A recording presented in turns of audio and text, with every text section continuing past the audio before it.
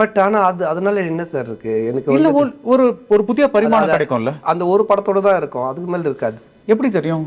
ஆமா சார், நீங்க எவ்வளவு நாள் அழுது நடிக்க முடியும்?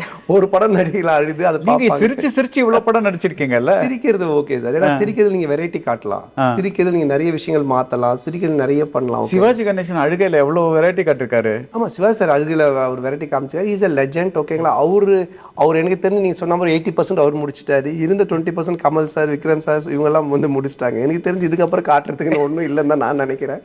அப்படி இருந்தாலும் மேபி நீங்க சொல்ற மாதிரி அந்த ஒரு படம் இல்லை மேபி என்ன வந்து பயங்கரமா காட்டலாம். ஐயோ பயங்கரமா நடிச்சிட்டாரு, அழுது பயங்கரமா எமோஷன் பண்ணிட்டாருன்னு அப்படியே காமிச்சு அது மாதிரி நிறைய படங்கள் பெரிய டேரக்டர்ஸோட வந்தா கூட என்னால போய் அதை நடிக்கவே முடியாது சார். அந்த காலில் கிளிசர்னை போட்டுட்டு போயிட்டு அழுது ஃபீல் பண்ணி அது தியேட்டரில் பார்த்து ஜனங்கள்லாம் ஃபீல் பண்ணிட்டு அவங்கலாம் போகிறதே எனக்கு அந்த ஐடியாவே இல்லை. புரட்சி தமிழரின் எழுச்சி பயணம். மக்களை காப்போம், தமிழகத்தை மீட்போம்.